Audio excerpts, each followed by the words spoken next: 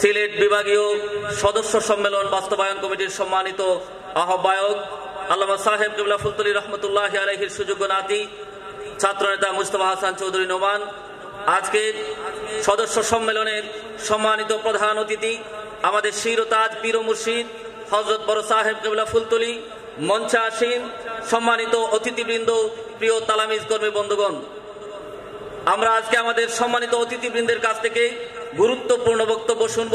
কাজেই দীর্ঘ বক্তব্য দেওয়ার সুযোগও নেই, ইচ্ছাও নেই। একটি কথাই শুধু সংক্ষেপে বলতে চাই, আল্লামা সাহেব কিবলা ফুলতলী রহমতুল্লাহি আলাইহি তালামিজে ইসলামিয়াকে এই জমিনে প্রতিষ্ঠা করেছেন, এই সোনার বাংলাকে যাতে করে সত্যিকার সোনার বাংলায় প্রতিষ্ঠা করা যায়।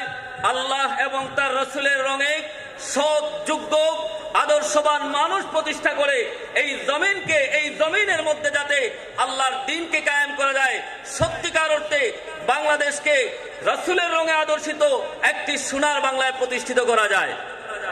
দেশ যাতে আজ চরম ক্রান্তিকাল অতিক্রম করছে।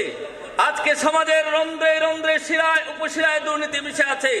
আজকে প্রশাসনের সর্বত্র অহরহ দুর্নীতি ছড়িয়ে ছিটিয়ে আছে। এমন একটা সময় আজকের এই সদস্য সম্মেলন থেকে আমাদেরকে দীপ্ত কণ্ঠে অঙ্গীকার নিতে হবে, আজকের তালামিজে ইসলামিয়ার কর্মীরা যেদিন সৎ, যোগ্য, আদর্শবান মানুষ হয়ে এদেশের প্রশাসনে প্রবেশ করবে, এদেশের মন্ত্রণালয়ে যাবে, ইনশাআল্লাহ সেদিন বাংলাদেশের মানুষরা আর কখনো দুর্নীতিগ্রস্ত হবে না। সেদিন বাংলাদেশের মানুষদেরকে ৮৬ টাকার পেট্রোলের লিটার ১৩০ টাকায় আর কিনা লাগবে না। সেজন্য আমাদেরকে মেধার লালন করা লাগবে। আমাদের একটাই স্লোগান, মেধার লালন, উন্নত চরিত্র গঠন, মানবিক যোগ্যতা বিকাশ। আমাদেরকে মেধাবী হওয়া লাগবে। আজকে মেধাবী আছে কিন্তু সৎ, যোগ্য মানুষের বড় অভাব। আজকে প্রশাসনে যারা আছেন তারা যে মেধাবী নন বিষয়টা কিন্তু এমন নয়। আজকে যারা প্রশাসনে আছেন তাদের দিলের ভেতরে যদি আল্লাহর ভয় থাকতো, তাদের মধ্যে যদি রাসূলের আদর্শ থাকতো, তাহলে আমাদের বাংলাদেশে এই চিত্র আমাদেরকে দেখতে হতো না যে একজন সামান্য কেয়ারটেকার কয়েক শত কোটি টাকার মালিক বনে গিয়েছে। আমাদেরকে এইটা দেখতে হতো না স্বাস্থ্য মন্ত্রণালয়ের মহাপরিচালকের ড্রাইভার ২০০ ফ্ল্যাটের মালিক বনে গিয়েছে।